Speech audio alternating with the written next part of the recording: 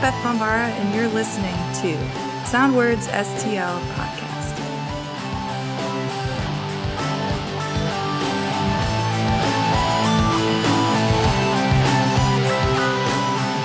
Originally from Grand Rapids, Michigan, singer-songwriter Beth Bombara has called St. Louis home since 2007, and our music scene is better off because of that fact. Befitting of an artist who has lived in multiple states during her life, Beth's music is unmistakably American, blending elements of rock, folk, country, and blues. Her most recent album, Evergreen, came out in 2019, and it's one of 7 proper releases in her solo discography. Most recently, Beth has challenged herself to write a song a week this year, which she told Kevin Johnson of the St. Louis Post-Dispatch will eventually lead to her next studio album. For more about the project, visit patreon.com/Beth Bombara. And she joins me now. Beth, thanks for doing this. Hey, thanks for having me. Yeah, my pleasure. And I should add that your latest single is a cover of Revolution 1. And I would assume even casual Beatles fans are familiar with Revolution, but they might not know the White Album version. What made you decide to take on Revolution 1? Just the album particularly was brought up by someone who wanted to do a project to have St. Louis bands record a song off of that album for charity, like for during COVID, to help other musicians through hard times. So the idea was get a bunch of St. Louis artists together and we each pick a song off of the White Album and then record that and release that to raise money for charity. So that kind of narrowed it down to, for that project, I had to pick something off of the White Album, which, there's a lot of great songs to pick from off of there. So I think I gravitated towards that one because, partially because of the lyrics and the message.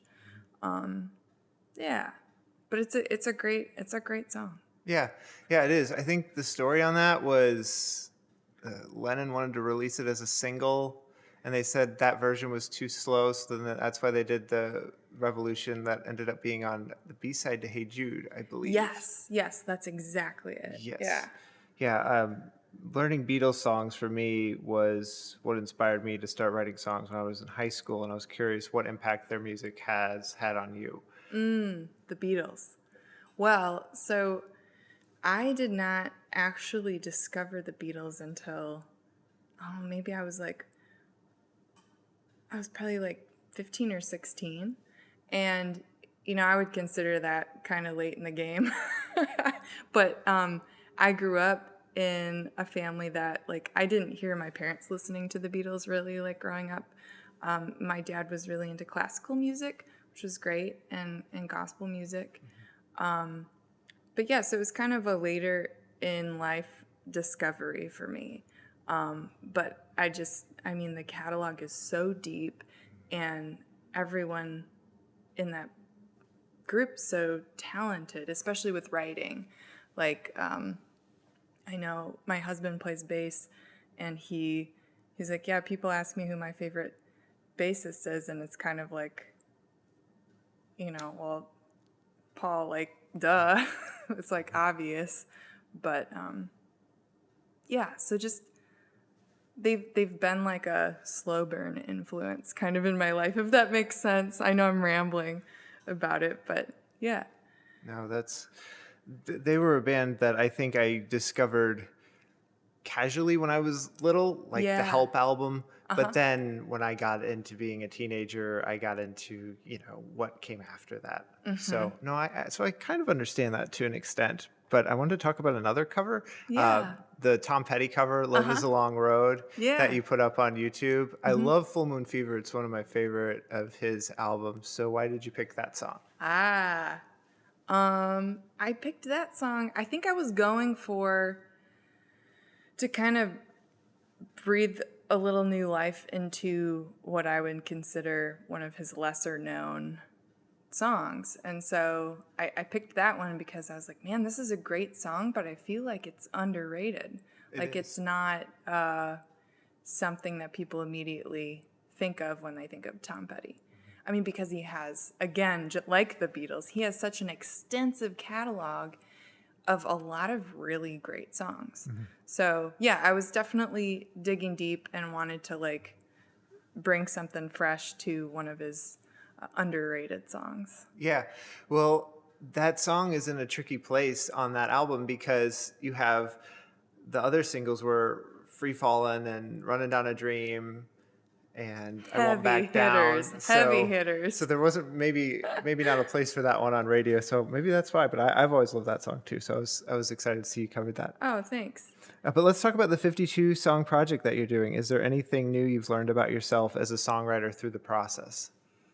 Yeah, there's a lot of new things I've learned about myself. One is process. Like it's kind of forced me to reevaluate my process, but also like I've realized I'm not a methodical songwriter. And so it's like I might do something one way for one song and then write another song a completely different way.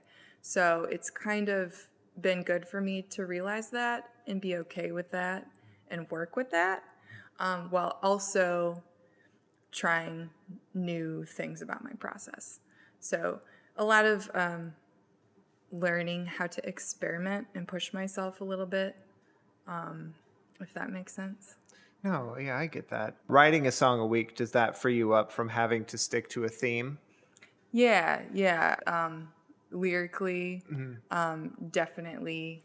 I'm finding I'm kind of starting at random lyrical places sometimes and just kind of seeing where that evolves rather than having like a specific, I'm going to write a song about this one thing and this is the theme. And starting from there is great. But yeah, I found myself just starting from more randomness and figuring out how to make something out of the random chaos of words per se. So I mentioned a little bit about how you made your way to St. Louis, being originally from Michigan, but you went to college in Greenville, Illinois, where Jars of Clay went. I thought it was pretty cool because they're one of my Yeah. favorites. Is that what led you to come to St. Louis, going to Greenville? Kind of in a nutshell, that's kind of the general path. Like I wasn't very aware of things going on in St. Louis at the time, but I did my last year of school at Greenville, so I transferred from Michigan, and then that's definitely how I kind of learned a little bit about St. Louis and started slowly discovering the music going on there, and that people were very supportive of the arts. Yeah. Yeah, and it was your music education that led you to meet your now husband and bandmate, Kit, at the Contemporary Music Center on Martha's Vineyard. Can you share that story? Yeah, so the place we met it's kind of, when I think back on it, it's very nostalgic, and you're on an island, right? And I was there with probably around 30 other students, so it's really small.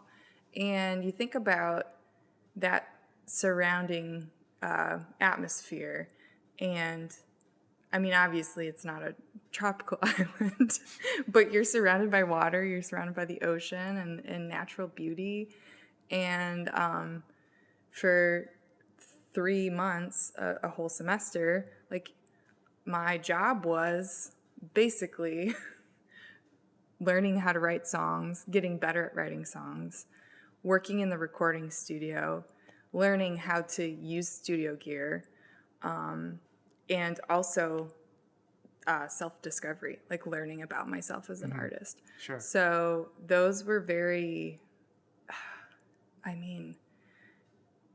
if you ever get a chance to, like, when do you ever get a chance to do that? You know, it was a really wonderful kind of creative searching time. And so Kit happened to be a student there when I was a student. So we found ourselves in situations where we were working together on a show, or like one of the things that that was kind of fun when we were there is all the students had to form their own bands. So you had to ask other people to be in your band, and then they would do a weekly performance. So you'd have a rehearsal, learn the songs. Some of them were songs that we were writing while we were there. Some of them were cover songs. But you formed your band, and then you played a show once a week for everybody. And so we ended up playing together. We ended up working in the studio together, and kind of slowly but surely realized, hey, this could be a thing. Yeah, it worked out. Yeah. Let's talk about Patreon, what people can expect when they subscribe to your page there. Yeah. So my focus on Patreon right now is obviously the 52 songs. So if you subscribe, you get access to those songs. And then there's a whole, the cool thing about Patreon is there's a whole backlog of things that I've put out there in the past year and a half that you get access to. So a lot of kind of demo recordings and unreleased songs and stuff like that. So, but another thing I'm trying to focus on is doing private concerts online just for the patrons. Mm-hmm. So whether that be like Zoom or a private YouTube link. And it's just kind of a fun way to interact with patrons when we can't all be in the same physical space together, because a lot of them live, all over the States. So there's some on the East Coast, some on the West Coast, some in Oklahoma in the middle. Mm-hmm. So that's been a really fun thing and way to bring people together. Yeah, and you were talking about reevaluating the way your process and all of that. And I know the pandemic had to make just about every musician reevaluate the way they thought about concerts, and you did a lot of live streams during the pandemic. Can you talk a little bit about that and what that experience was like for you? Yeah, so I mean, I know everybody just found themselves in a position where, you couldn't do what you normally do on a day-to-day basis, whether that be get in your car and drive to work, or, go to the grocery store like normal, all of these things. So we couldn't go to concerts anymore.